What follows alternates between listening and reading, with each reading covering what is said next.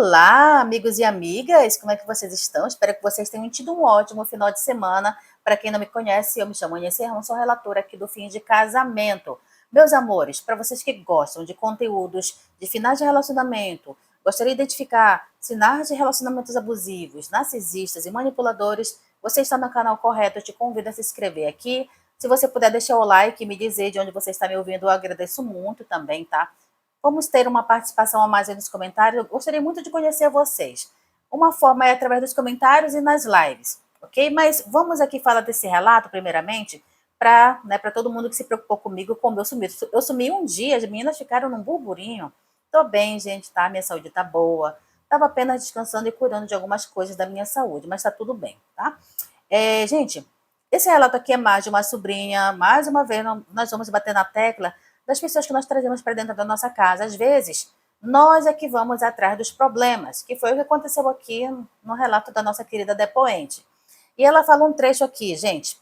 Pior do que ela fazia com estranhos foi o que ela tentou fazer comigo e com meu marido. Essa menina é tão perversa que ela tentou... Gente, vocês não imaginam. Vamos lá saber o que aconteceu? Então, se você ainda não deixou o like, ainda não se inscreveu, o momento é agora, tá bom? Por favor, dão essa forcinha aí pro Fim de Casamento. Acabamos de bater 27 mil inscritos. Gente, tudo isso é por vocês, tá? Vamos lá. Oi, Ania, tudo bem? Eu queria muito ter conhecido o seu canal antes, sabe? Se eu tivesse ouvido esses relatos e visto o que as pessoas são capazes de fazer dentro da casa da gente, eu teria evitado passar por todo esse inferno que eu vivi. Hoje eu quero deixar um alerta para quem me ouve. Pense 1000 vezes antes de colocar qualquer parente dentro da sua casa, por mais que pareça uma boa intenção. A nossa casa é o nosso sagrado e, às vezes, querendo ajudar, a gente coloca o inimigo para dormir debaixo do nosso teto. O que eu passei com a minha sobrinha, que é no caso do meu marido, foi algo que chocou a nossa família inteira e me deixou meio que traumatizada. Tudo começou quando meu marido veio falar comigo sobre a Laura, sobrinha dele de 15 anos. Gente, 15 anos. Ela era criada pelos meus sogros no interior, porque a mãe dela morava em outro estado para trabalhar e o pai nunca quis assumir responsabilidade paterna. Só que a menina estava numa fase muito rebelde, dando muito trabalho para os avós, que já eram idosos. O meu marido, querendo ajudar os pais dele e dar um rumo na vida da menina, resolveu trazer ela para morar com a gente. Ele achava que ela, estando na nossa casa, ele teria uma autoridade maior sobre ela, como se fosse um pai, e que a gente conseguiria endireitar a menina. Na hora, juro, eu não me importei. Eu e o meu marido não tínhamos filhos ainda e tínhamos uma boa condição financeira. E eu achava que ajudar a família era o certo a se fazer nessas horas, né? Porque, poxa, meus sogros já eram idosos, tá? Batendo cabeça com menina nova. Então eu pensei, é melhor ela estar aqui com a gente do que sobrecarregar lá os dois coitadinhos, né? E já estão velhos, já viveram tanto na vida. E eles não têm mais saúde e rebeldia, e não têm mais saúde para lidar com rebeldia de adolescente. Eu tive certeza de que a gente daria conta do recado. Queríamos dar uma boa educação para ela, que ela iria seguir o caminho certo. Preparei tudo do bom e do melhor para aquela criatura. Arrumei um quarto lindo, comprei móveis novos, organizei tudo com muito carinho.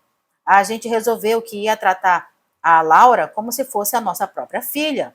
No primeiro mês, ela veio, né? Recepcionamos ela. Ela se comportou tudo bem no primeiro mês. Parecia que tudo ia dar certo. Ela era tranquila, seguia nossas regras e parecia estar se adaptando bem à nossa família. Eu achava que lidar com ela era a coisa mais fácil do mundo. Eu estava até feliz com a presença dela, de ter alguém, conversar, desenvolver, né, ali o nosso lado materno.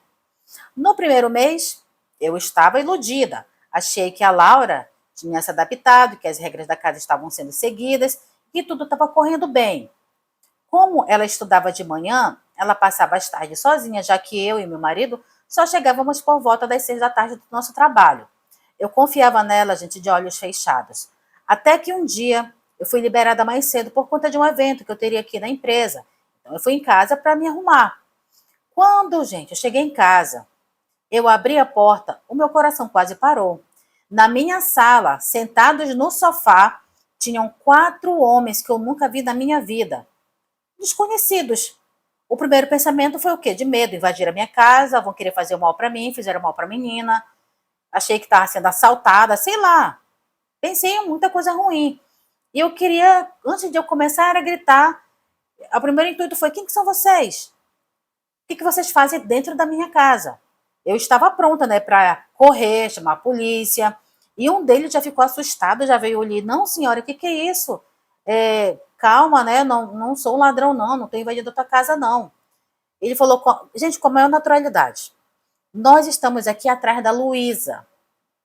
E eu falei: olha, aqui não mora nenhuma Luísa, quem mora aqui comigo é a Laura.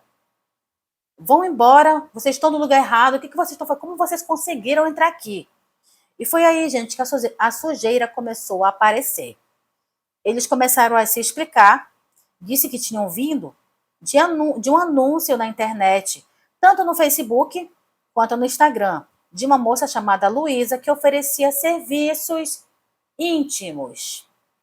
Eles disseram que vieram pelo anúncio e que o endereço dado era da minha casa, e que inclusive ela estava atendendo um dos amigos lá. Gente, o meu sangue sumiu. Sumiu. Eu entendi na hora o que estava acontecendo. Aquela menina que eu acolhi, que eu estava cuidando, que eu estava me sacrificando por ela, estava usando a minha casa para se prostituir, enquanto eu e o tio dela estávamos trabalhando. E o que eu fiz, eu expulsei todos aqueles homens imediatamente. Disse que se ele não saísse da minha casa, eu iria chamar a polícia e eles seriam presos. E eu comecei a gritar que ela era menor de idade e o que eles estavam fazendo era crime. Eu só sei que eles saíram correndo, estavam, né, assustados, dizendo que eles não queriam confusão, que só estavam ali pelo que foi anunciado e que eles não sabiam que ela era menor de idade. Depois disso, gente, eu comecei a caçar a querida pela minha casa. E eu fui no cômodo dela, lá não estava. Gente, eu rodei. E eu falei: não, gente, não acredito. A última parte da casa que faltava era o meu quarto. Quando eu abri a porta do meu quarto, foi a gota d'água. Lá estava a menina na minha cama, com um homem que parecia ter o dobro da idade e o tamanho dela. Na mesa de cabeceira. Gente, isso não foi o pior. Na mesa de cabeceira tinha uma carreira de pó branco e um pino que era, a gente já sabe do que era, né? Lá da Dorga, lá da Coca-Cola. E ela, gente, ela não só transformou a minha casa num prostíbulo, como trouxe vício para dentro da minha casa também. Agora imagina, gente, o meu desespero de ver tudo aquilo, ver aquela menina, gente, 15 anos. 15 anos. E o que eu fiz? O sangue já estava lá nas alturas, o ódio que eu senti na hora, gente. Eu peguei aquela menina pelos cabelos e eu fui arrastando ela, com toda a força que eu tinha. O homem que estava com ela, num desespero, só pulou da cama sem ter tempo de pegar nem a cueca dele. Ele pegou as calças e saiu correndo pelado pelo corredor lá da minha casa. E começou a gritar, né?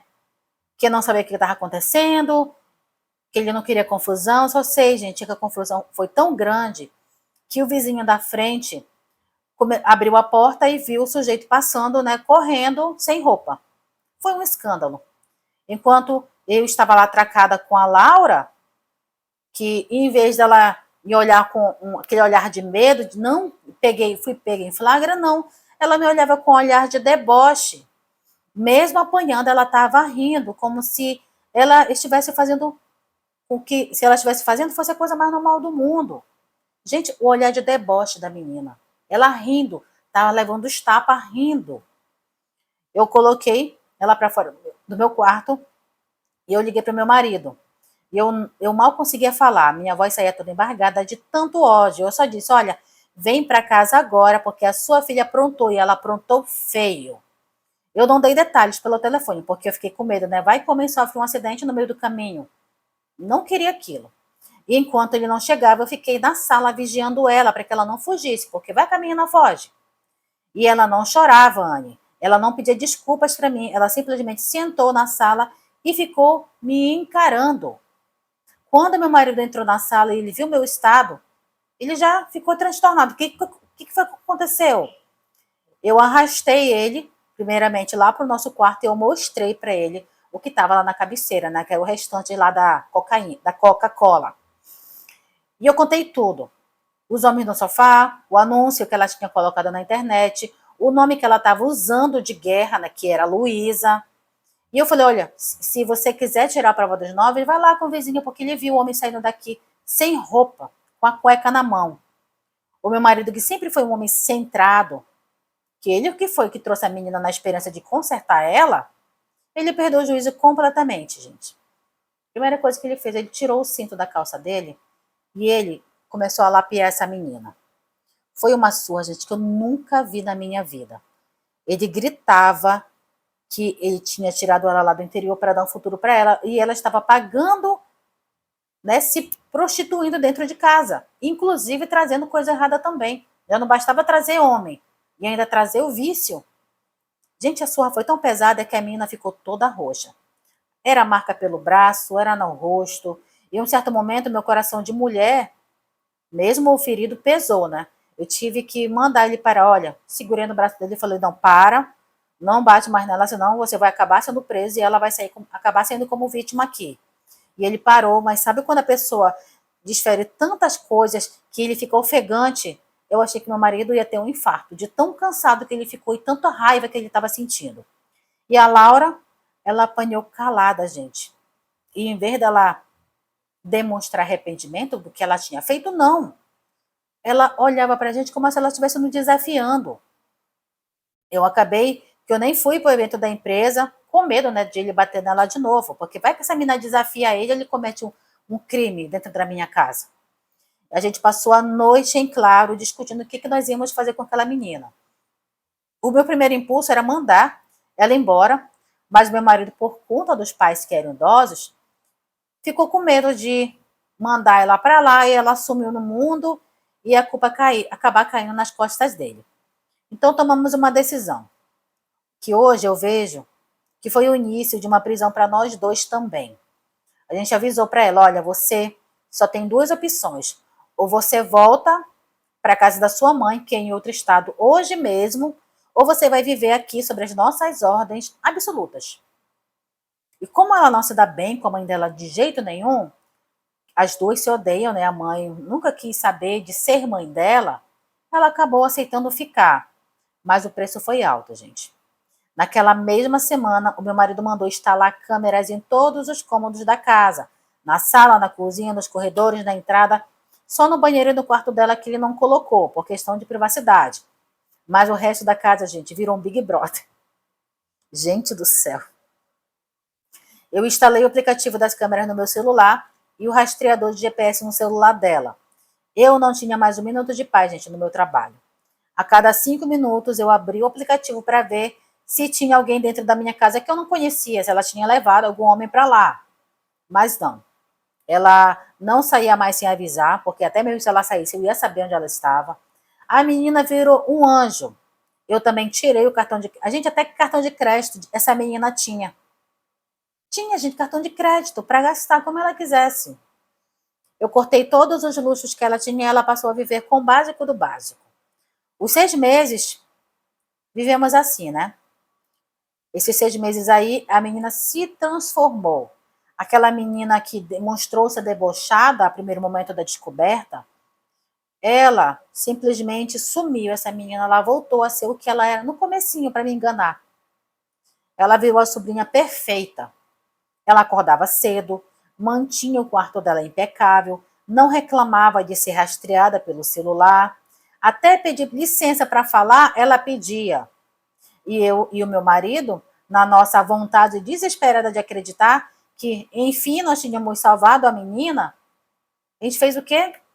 A gente começou a baixar a guarda com ela. A gente achou que o susto da vigilância, a surra que ela tinha levado, tinha colocado finalmente juízo na cabeça daquela menina. Só que o que eu não percebi é que ela não, pessoas assim não mudam. Apenas troca de estratégia. Ela parou de trazer homens da rua e para começar a destruir a nossa casa, ela parou, né? Parou de trazer da rua esses homens para começar a destruir o que estava dentro da nossa casa, corrigindo aqui. Ela começou a agir como uma cobra, gente. A cobra, ela ataca só em determinados momentos, quando ela está acuada, quando ela sente perigo. E eu e o meu marido, nós começamos a ter picuinhas dentro de casa, a discutir, desentendimento. A gente já tem, gente, casamento a gente sabe como é, tem desentendimento, a gente discute, né, por conta de conta, por conta de atrasos, coisa boba, mas depois a gente se resolve. Só que, ao longo desses nossos desentendimentos, a Laura estava só de olho. Ela percebia que o clima estava pesado, que tinha alguma coisa que estava acontecendo, e ela vinha, se aproximava da gente, como quem não quer nada.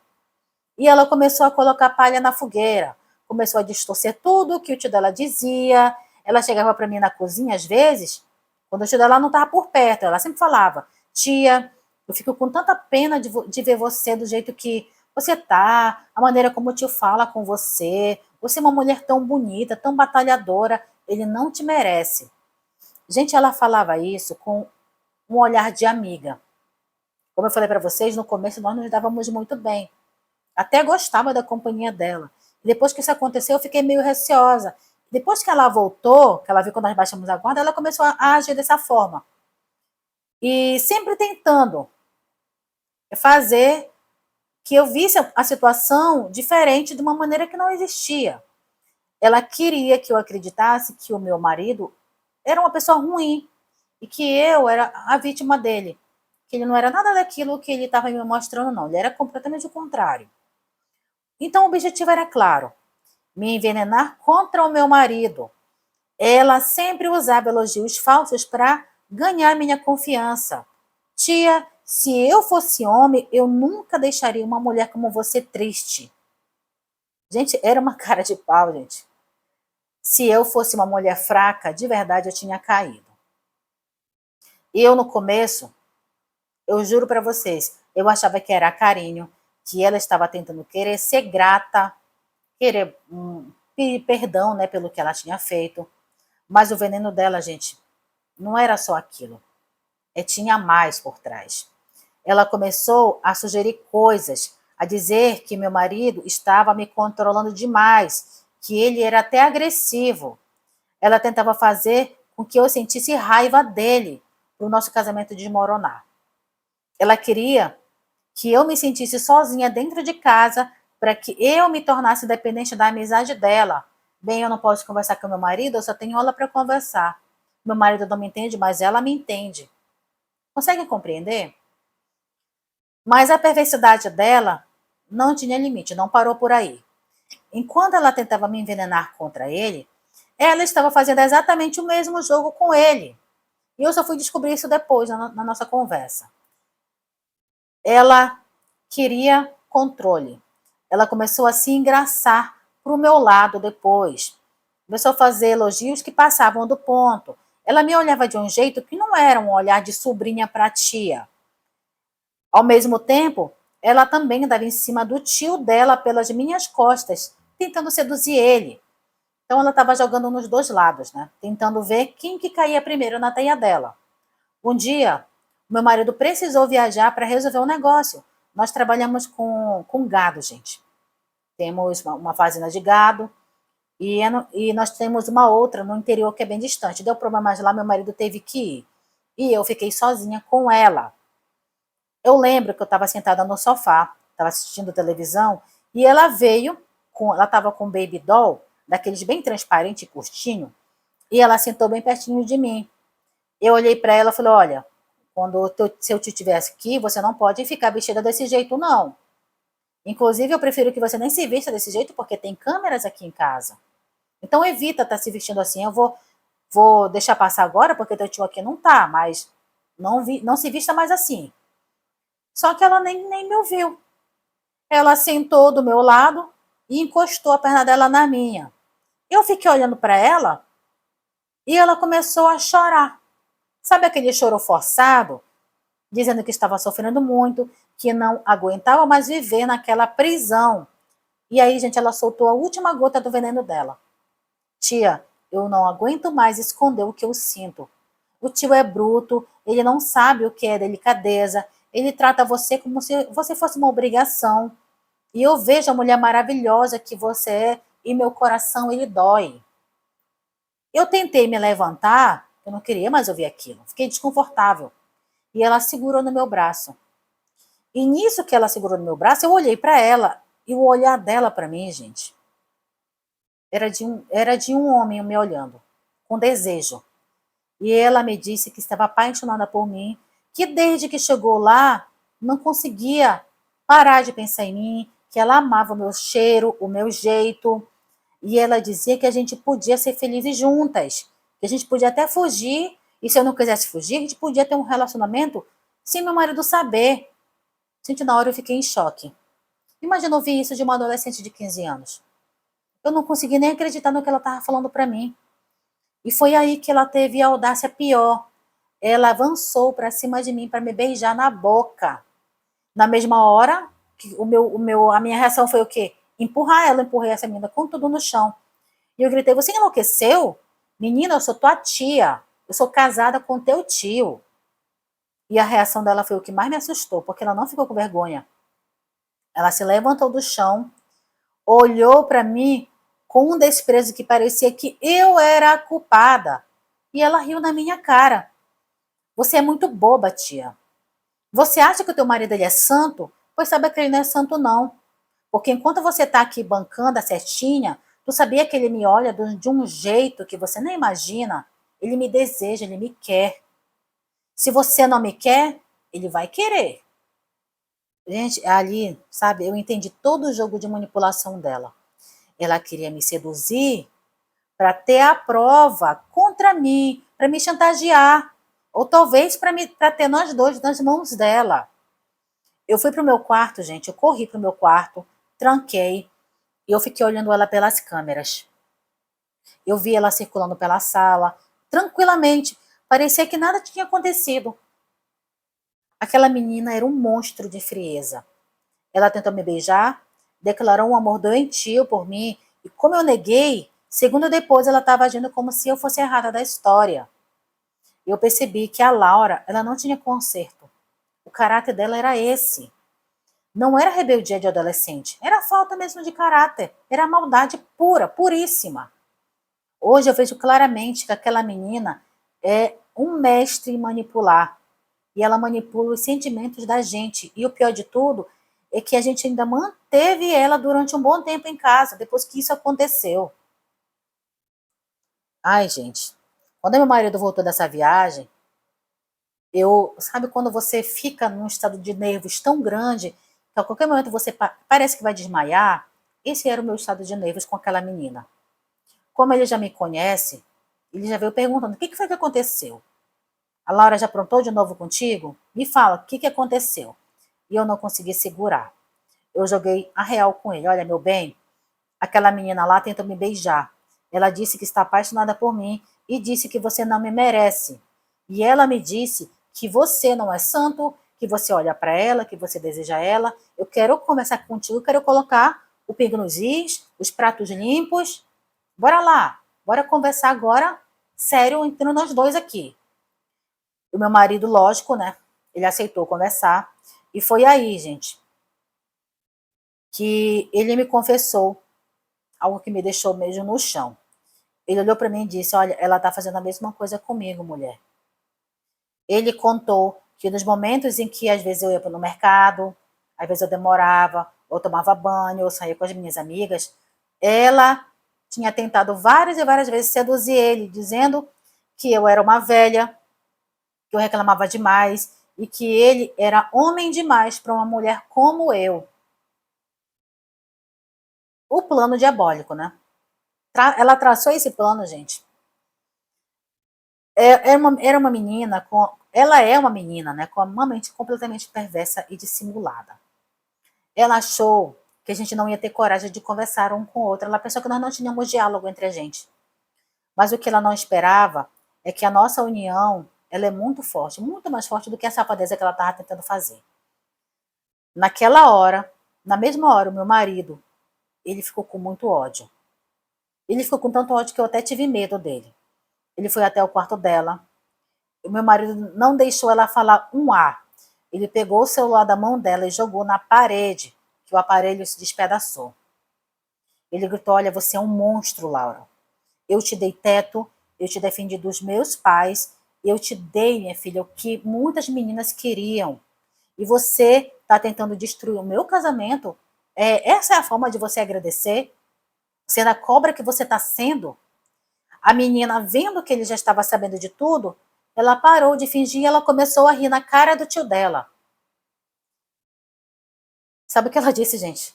Vocês dois são dois otários. Eu faço o que eu quiser, a hora que eu quiser. Eu odeio essa casa, eu odeio essa vida de gente certinha que vocês querem levar. Eu só queria ver até onde a paciência de vocês vai. É só isso que eu queria. E aquilo foi o fim para mim. Eu percebi que a gente estava tentando salvar alguém que não queria ser salvo. Alguém que tinha prazer em ser mal. Meu marido mandou ela arrumar as coisas dela e disse, olha, acabou. Você não fica mais dentro da minha casa nem um minuto. Eu vou te levar agora para a rodoviária e você vai sumir da minha frente. E ela ainda tentou fazer cena, dizendo que ia denunciar a gente, que ia dizer que ele batia nela, mas o meu marido apontou para as câmeras e disse, olha, grava bem o que eu vou te falar. Todas as suas tentativas de sedução, todas as vezes que você passou por mim quase sem roupa, tudo tá gravado. Se você abrir a boca contra a gente, eu jogo esses vídeos na polícia, mando para tua família, mando para todo mundo. Você vai sair daqui agora ou eu vou te arrastar pelos cabelos para fora da minha casa. Foi a primeira vez que eu vi aquela menina com medo de verdade. Ela pegou a mochila, colocou as roupas que ela conseguiu, porque, gente, essa menina chegou aqui na nossa casa sem uma roupa, sem uma calcinha inteira. Tudo eu comprei para essa menina, tudo. No carro, depois que ela se arrumou, ele colocou as coisas dela no carro e lá, gente, ela não calava a boca. Eu tive vontade de dar uns tapas nela várias e várias vezes, mas meu marido não me deixou. Ela, gente, tudo que ela pôde destilar na gente de ódio, ela foi falando até a rodoviária. Depois que nós conseguimos colocar ela no ônibus, nós voltamos para casa. E a sensação era de que o furacão tinha passado na nossa vida. Infelizmente tinha, né? Tinha passado. E agora a gente tinha que lidar com a família e com a mãe dela. A irmã do meu marido, que nunca foi flor que se cheire, quando ele falou, olha, recebe a menina aí que ela tá indo aí, aguenta o teu BO, porque ela aprontou isso e isso, eu não quero mais ela na minha casa. Ele contou tudo, né? Sem tirar nem pôr, contou sobre a prostituição, sobre a Coca-Cola, a tentativa de nos seduzir, o plano de destruir nosso casamento. A reação da mãe dela, gente, foi a mais revoltante do mundo. Porque aí a gente sabe, né, que o fruto, ele nunca cai longe, né, da árvore. Nunca cai, gente. A mãe dela, em vez de ficar revoltada, ficar horrorizada com o que a filha fez com a gente, ela começou a gritar com meu marido no telefone, dizendo que a menina era daquele jeito porque a culpa era nossa, porque a gente não soube dar amor para ela, que a gente era muito duro com ela, muito carrasco. Ela teve a coragem de dizer que a Laura era só uma criança que não era compreendida. Criança, 15 anos fazendo toda aquela maldade. O meu marido perdeu a paciência e disse, olha, se ela é incompreendida, agora ela vai ser incompreendida aí na sua casa, porque aqui ela não pisa nunca mais. Ele avisou que se ela tentasse voltar, ele entregaria os vídeos da câmera para a família toda, jogaria ela, olha, leva ela no conselho tutelar. A menina não é santinha, não. Não quero mais esse problema dentro da minha casa. Quando a notícia chegou dos meus sogros, gente, eles quase adoeceram de tanta vergonha. Eles que criaram a menina com tanto sacrifício lá no interior, não conseguiam acreditar que a neta tinha se transformado naquela menina. A família ficou dividida, né? Uns achavam que a gente tinha tido, não tinha, era para ter tido mais paciência com ela, e outros ficaram do nosso lado. Mas eu e meu marido não quisemos mais saber de nada e tentamos seguir a nossa vida. E sobre a Laura, ela não é o tipo de pessoa que fica quieta. Ela chegou na casa da mãe dela e em menos de um mês, gente, ela começou a fazer um inferno lá também. As notícias começaram a chegar por meio dos primos e alguns conhecidos, né? A Laura, ela não aprendeu nada com tudo que ela aprontou. Pelo contrário, parecia que ela voltou com mais sede de fazer maldade. Ela começou a frequentar os mesmos lugares de antes. Ela gostava de estar em barzinho, de estar em festa, de estar em rock à noite, para fazer um monte de leseira. Só que agora ela tinha uma tática mais perigosa. Ela, em vez de se relacionar com homens solteiros, ela começou a se envolver com homens casados, de preferência amigos ou conhecidos da própria mãe dela. Ela queria causar conflito, gente, o caos mesmo. E a gente soube que ela virou o terror da vizinhança lá. E é claro que isso não ia acabar bem. Não demorou muito para ela encontrar uma mulher que não levasse desaforo para casa. Uma dessas esposas traídas descobriu que ela era amante do marido dela. E essa mulher, a gente, não contou conversa. Ela pegou a Laura saindo de um barzinho e deu uma surra nela. Gente, a surra que meu marido deu nessa menina foi carinho no lugar, em comparação. Foi carinho. A menina apanhou foi de chicote e de pau no meio da rua, na frente de todo mundo. Ela ficou toda deformada, o rosto inchado, marcas pelo corpo. A mãe dela ligou para o meu marido chorando, pedindo dinheiro para levar a menina para o hospital, dizendo que a filha estava marcada para, ser eliminada. O meu marido ouviu tudo e disse, olha, quem procura o que ela procura, acha o que ela achou. Não me liga mais, eu não quero saber mais nada da Laura. Olha, se virem por aí, porque eu não quero saber. E depois disso, gente, nunca mais, né? Hoje, 6 meses depois que aquela peste saiu, gente, aquela peste saiu da minha vida, eu e o meu marido ainda estamos tentando juntar os cacos do que ela tentou quebrar, porque ela meio que desestabilizou mesmo o nosso casamento. Eu culpei meu marido me culpou por muitas coisas. E muita gente me pergunta por que a gente não denunciou ela, por que não levamos ela para a delegacia, por conta daquela situação lá das drogas e da prostituição. A verdade, Anne, é que a gente só queria que ela sumisse da nossa vida. Não queria mais nenhum conflito, eu não queria trazer mais coisa negativa para dentro da minha casa. A notícia mais recente que nós tivemos, por meio da mãe dela mesmo, que ainda fala com a gente às vezes, é que a Laura continua a mesma criatura perdida. Ela não aprendeu nada, gente. Com as surras que ela levou aí das esposas, né? O que nos contam é que ela continua se envolvendo com um homem casado. Ela não quer construir nada, ela quer tirar de quem já tem. A mãe dela, que antes nos acusava de sermos duros, com a menina, agora vive nos ligando chorando, dizendo que não aguenta mais as confusões da filha. Mas meu marido sempre diz a mesma coisa, olha, não quero mais saber. E a confusão foi tanta, a perseguição foi tanta, que meu marido teve que bloquear o número da própria irmã e da sobrinha. Ele entendeu que a gente não pode salvar, gente, quem não quer ser salvo. E essa foi, sem dúvida, a pior decisão que nós já tomamos na nossa vida. A gente achou que amor, a estrutura e uma boa condição financeira seriam o suficiente para mudar o caráter de alguém. Que ilusão, né? O caráter de uma pessoa não se muda com móveis novos ou com um quarto decorado. O caráter ele vem de dentro, e o da Laura já nasceu podre. Ela tentou me beijar, tentou seduzir o próprio tio e transformou a nossa casa num motel. E se eu pudesse voltar no tempo, gente, eu juro mesmo, eu teria dito um não bem grande quando meu marido sugerisse trazer ela. Sugeriu, né, trazer ela. Eu teria evitado, gente, com certeza esse trauma que eu tenho hoje. E meu alerta para todas vocês, gente, é protejam a casa de vocês, o seu casamento, porque isso é um tesouro. Não coloque sobrinha problemática, primo desviado, um amigo em dificuldade dentro do seu lar para tentar ser o salvador da pátria. A caridade a gente faz na rua, dá uma cesta básica, ajuda de longe, mas o nosso teto ele é sagrado, ele deve ser sagrado. Quando você coloca alguém para morar com você, você está entregando as chaves da sua vida e da sua intimidade.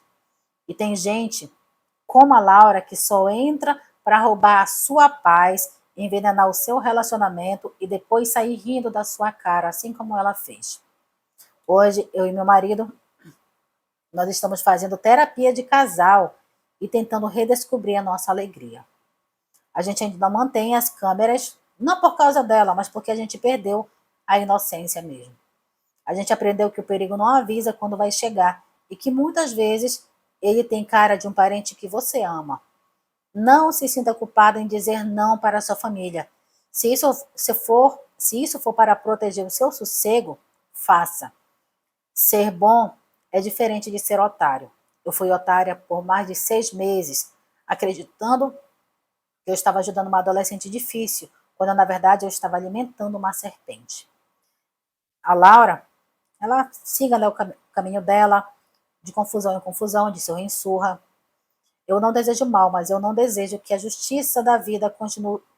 Mas eu desejo que a justiça da vida continue sendo feita. Se ela prefere ser a outra e destruir lares alheios, ela vai continuar encontrando mulheres que defendem o que é delas com unhas e dentes. E quanto a mim, eu sigo aqui. A Páscoa está caro, e às vezes o preço é o afastamento definitivo de quem tem o nosso próprio sangue. Fique com Deus, protejam o que é de vocês e nunca, mas nunca mesmo, ignorem a intuição quando ela disser que algo está errado. Então, gente, abram o olho. Ai, ai, gente, deixa eu beber minha água aqui. Se vocês perceberem a minha voz um pouco fanha, gente, é porque, não sei se eu tô com a amígdala inflamada, eu tô tomando medicação, mas a minha garganta tá muito ruim esses dias, tá? Não fiquei gripada, nada disso. Porque aqui em Manaus, só antes da análise aqui em Manaus é o clima quente e úmido. Uma hora tá muito quente e uma outra hora, gente, tá o sol, o céu daquele jeito. Um dia chove e fica frio, cai a temperatura, e no outro a temperatura já sobe. Isso mexe muito, né? E eu, como trabalho aqui com vocês, relatando muito, uso muito a garganta, isso acaba que prejudica um pouquinho. Mas eu tô sendo medicada, tá tudo bem, tá? Tô aqui na minha mistura de mel de abelha com copaíba e andiroba. Vou ficar novinha logo logo. Então, gente, aqui na análise. Este relato é um estudo de caso perturbador sobre a falha da salvação externa e o perigo de subestimar traços de personalidade antissociais. O que aconteceu aqui na casa da nossa amiga não foi apenas uma rebeldia adolescente. Foi uma invasão. Invasão predatória. Essa menina é uma predadora também. E a análise comportamental aqui e alguns pontos centrais do relato da nossa amiga. Ponto número 1. O complexo de Salvador é a quebra de fronteira. A maioria de nós temos essa sina de querer ser salvadora de alguém, infelizmente. E o erro inicial do casal foi acreditar que ambientes mais recursos era igual a mudança de caráter. Eles agiram baseados na empatia, enquanto a Laura agiu baseada no oportunismo. Ao abrir a porta para a sobrinha problemática, eles baixaram a guarda instintiva que teriam com um estranho. Porque o estranho você fica de olhos abertos, você fica, né, observando o comportamento. E quando é um parente, você não faz isso. Você baixa a guarda e faz o que quiser. Eles deram a ela, gente, o mapa da mina, né? Conforto, horários livres e confiança, sem que ela tivesse provado lealdade para eles. Para uma personalidade manipuladora, a bondade é vista como fraqueza a ser explorada, não como exemplo a ser seguido. Segundo ponto, a Laura como manipuladora. O comportamento dela nos 6 meses de bom comportamento é o que nós chamamos de ajuste superficial. Ajustamento, né, superficial. Ela não mudou, ela apenas entrou em modo de hibernação para estudar os pontos cegos do sistema de vigilância de vocês. Aonde ela viu que tinha uma falha, opa, fica esses horários todos aqui livre, vou aprontar. Quando ela percebeu que o comércio externo estava difícil devido às câmeras, ela mudou o produto. O alvo passou a ser a destruição do vínculo do casal, que é o comércio, o que ela estava fazendo, se vendendo, trazendo homens para dentro de casa, ganhando dinheiro, né, se dorgando também. E o jogo duplo aqui. Tentar seduzir a tia e o tio simultaneamente é uma tática de triangulação. Se ela conseguisse corromper um deles ou fazer um desconfiar do outro, ela ganharia a gente poder total sobre a casa. Não tenho dúvidas disso. Terceiro ponto, a psicopatologia da destruidora de lares. O fato de ela ter ido para outra cidade focada em homens casados revela que o prazer dela não é apenas sexual ou financeiro, é narcisista. Poder e controle. Ela sente prazer em provar que pode quebrar o que outros levaram anos para construir. O beijo que ela tentou dar na tia foi o ápice dessa tentativa de desmoralização. Ela queria que a tia se sentisse suja e cúmplice da própria ruína. O narcisista, gente. Quarto ponto, conivência familiar. A mãe aqui, principalmente a mãe. A reação da mãe da Laura explica a origem do monstro. Ao justificar o injustificável e culpar o cuidado que eles tinham, a proteção, a vigilância, ela demonstra uma negligência emocional e inversão de culpa. Pessoas como a Laura raramente surgem do nada. Elas são frequentemente validadas por figuras parentais que se recusam a impor limites reais, criando adultos que acreditam que o mundo é seu playground particular. Gente, às vezes, o erro, o adolescente, ele é só o espelho do erro dos pais. No caso aqui da mãe, vocês viram. Ela ainda achou errado o que o tio e a tia fizeram. Ela culpou os dois, não. Vocês deveriam dar mais amor para ela. Se ela tivesse um pouquinho mais de carinho, ela não tinha feito isso. Sendo que ela nunca quis saber de cuidar da menina. Entenderam isso? A conclusão: santidade do lar. A lição mais dura desse relato é que o sangue não é salvo-conduto de ninguém. A privacidade e a paz de um casamento são pilares de que não podem ser sacrificados em nome de uma caridade forçada. O monitoramento eletrônico falhou porque ele vigia o corpo, mas não impede o veneno da palavra e da manipulação psicológica. Eles fizeram o certo em expulsá-la, principalmente ao manterem a comunicação aberta entre eles dois. Né? Diálogo, gente, diálogo salva casamentos. O plano dela ruiu porque eles conversavam entre si. Se tivessem guardado o segredo por vergonha, gente, essa menina teria vencido. Então, o alerta que fica aqui, para quem tem um coração mole e a porta da casa aberta para todo mundo. O que a depoente viveu não foi um acidente, foi um projeto de destruição. Para que outras pessoas não passem pelo mesmo inferno, gente, eu vou colocar para vocês alguns pontos para que a gente que a gente precisa entender antes de estender a mão para salvar alguém. Primeiro, caráter não se cura com conforto, tá? Às vezes você quer dar do bom e do melhor para aquela pessoa e a pessoa, ela não quer saber disso, gente. Ela quer ter acesso à tua intimidade, ela quer ter controle sobre o que você tem. Segundo ponto, caridade, ela tem limite, deve ter limite. Existe uma diferença enorme entre ajudar e coabitar.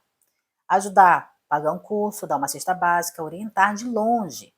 Coabitar, colocar para dormir debaixo do seu teto. Sua casa é o seu lugar de recarga. Quando você coloca alguém problemático para morar com você, você está aceitando o que o seu lar ele vire um campo de batalha. Se a pessoa precisa de salvação, ela precisa de terapia e limites, não do conforto que você quer dar para ela. Terceiro, jogo da triangulação. Pessoas como a Laura agem através da divisão. Elas identificam as pequenas rachaduras no casamento e começam a jogar a palha na fogueira. Então, tome muito cuidado. Se um parente ou hóspede começa a falar mal do seu parceiro para você ou vice-versa, corte na hora. O objetivo deles é fazer você se sentir sozinho para que você se torne dependente da lealdade falsa deles. Quarto, câmera vigia o corpo, não o veneno. Como nós vimos no relato, o monitoramento eletrônico ajudou a provar o crime da menina, mas não impede a manipulação psicológica. O inimigo mora nos pontos cegos, no sussurro na cozinha, no toque acidental, no olhar de deboche, no riso, tudo isso. Não confie na tecnologia para substituir a sua intuição. Se você sente que a energia da casa mudou, é porque ela mudou. Quinto, diálogo é seu único escudo. A Laura quase venceu porque apostou que eles dois lá, a depoente e o marido, teriam vergonha de conversar sobre o que a menina estava fazendo. Então, transparência total, gente, com o seu parceiro. Se o hóspede esbarrou de um jeito estranho ou fez um comentário maldoso, conte para o seu marido ou para sua esposa imediatamente. O silêncio é o oxigênio do manipulador. Quando vocês falam, o plano deles morre. E outra coisa, sangue não é salvo-conduto. Só porque é sobrinha, irmão ou primo, não significa que tem direito de destruir a sua paz. Família que não respeita o seu teto não é família, é invasor. Não sinta culpa por expulsar quem está tentando te envenenar. O sangue não justifica a convivência com o mau caratismo de ninguém. Então, proteja a sua paz com a mesma força que você usa para ganhar o seu dinheiro. Ser bom é uma virtude, mas ser faz tudo para a gente ingrata é um convite para a humilhação. Se tiver que ajudar, ajude. Lá da porta para fora, dentro da sua casa, gente. Só entra quem está ali para somar com você, quem constrói com você, tá bom? Então, esse aqui foi um relato, mais um relato que deve abrir muitos olhos de muita gente aqui.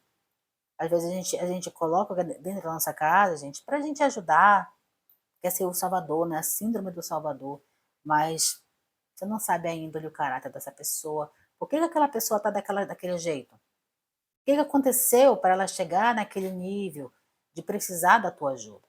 Investiga, saiba por quê. Converse com familiares antes de você trazer, né? Porque às vezes a gente traz, é uma pessoa boa, já vi vários comentários aí nos vídeos, de gente, não, eu trouxe a minha prima, morou a vida inteira, nunca fez nada, hoje ela tem a casa dela. Vi muitos, né? Muitos relatos assim, nos comentários, de familiares que se deram bem dentro da casa ali do primo ou da prima, e nunca aconteceu nada de errado. Agora tem outros que aconteceu o que aconteceu aqui, né?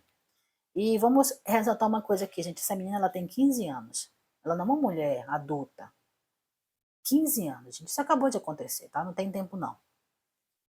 15 anos. Ela já leva uma. E ela já estava dando trabalho antes.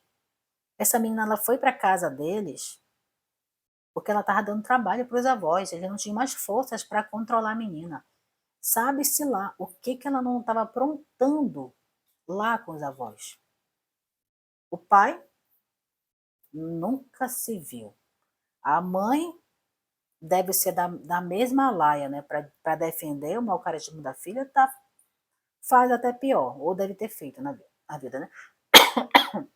Então, olha só, antes de você trazer alguma coisa, alguém para dentro da tua casa, investiga. Sabe por que ela tá desse jeito, né, que ela tá hoje? Antes de você estender a mão. E se você, sabe, você tem uma boa condição, a pessoa não tem para onde ir, precisa de ajuda, dá um jeitinho, aluga um cantinho, se você tiver condições, ajuda de longe, uma cesta básica. Mas lá longe, não traz para dentro da tua casa não, gente, porque você compromete né, o teu relacionamento, a tua intimidade, a tua privacidade. Tudo isso acaba sendo prejudicado sim, tá? Então eu espero, gente, que o relato de hoje ele tenha sido agregável para a vida de vocês. E é isso. Vejo vocês logo mais na live. Estou gravando esse relato aqui, porque logo mais vai ter a live. E eu vou precisar muito da ajuda de vocês para entender, né? Porque muita coisa aconteceu. É um relato muito antigo aqui do canal que vai voltar aqui com uma reviravolta para vocês. E vamos entender na live o que vai acontecer. Lembrando que as lives ela acontece toda segunda e sexta-feira agora, meio-dia, horário de Brasília, tá? Então eu aguardo vocês. Se vocês têm algum relato para compartilhar aqui com o Filho de Casamento, é só me procurar no WhatsApp. Gente, não estamos aqui para julgar a vida de ninguém. Tivemos outros vídeos aí que eu fui acusada de intolerância religiosa, de xenofobia, gente, tanta coisa. E eu quero lembrar uma coisinha para vocês. Aqui eu relato os fatos. Não, a minha opinião ela é diferente do que o relatante passou aqui, né? O que a pessoa passou, a vítima passou. E em vários vídeos, quando se trata, eu falo de um vídeo agora do marido, né, que vendeu o filho lá para fazer um ritual, e teve muitos comentários ruins me acusando de intolerância religiosa. Eu não sou intolerante religiosa, gente. Respeito muito todas as religiões. Tenho amigos de Umbanda, tenho amigos de tantas religiões, né, de raiz africana. E são pessoas maravilhosas. Deixar claro aqui, o que nós trouxemos ali foi um homem que usa a religião ele usava a religião para cometer atrocidades, para cometer maldades. Não era nada sobre a religião, era sobre o homem que utilizou isso. E outra coisa, gente, As pessoas acharam ruim porque, ela se sentia mal lá. Gente, eu respeito todas as religiões, mas eu não quero frequentar. Eu não sou ninguém é obrigado a frequentar a religião de ninguém, gente. Você tem que estar onde você se sente bem. Isso aqui deve acontecer isso.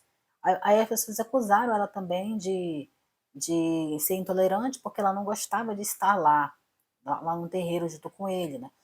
E não tem nada de intolerante nisso, ela só não era o ambiente dela. Não queria estar lá, ela não gostava, pronto. Isso não é ser intolerante, tá? Então, deixar isso bem claro.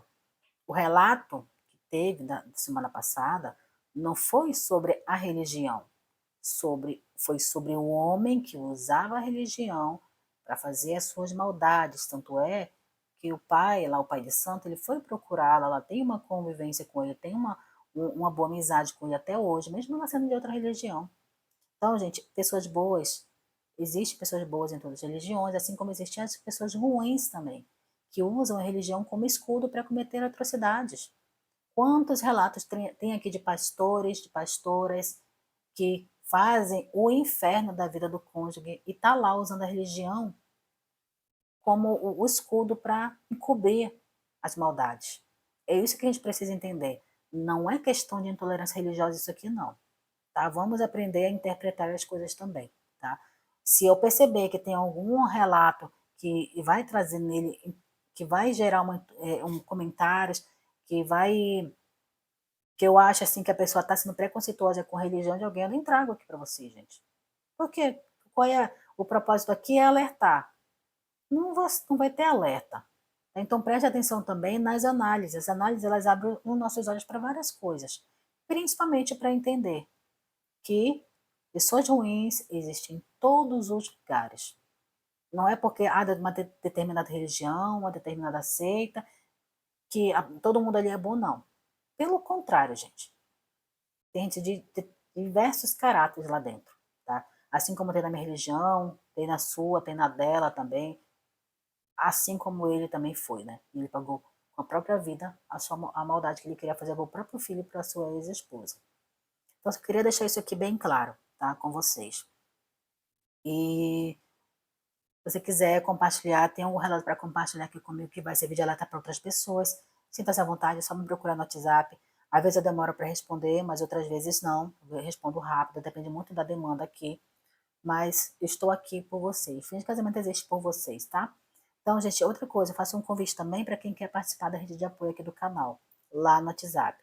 É o mesmo número que você me chama para conversar. Se você quiser me chamar para conversar, eu te mando o link. A gente faz a tua autorização lá, a entrada de você lá, tá bom?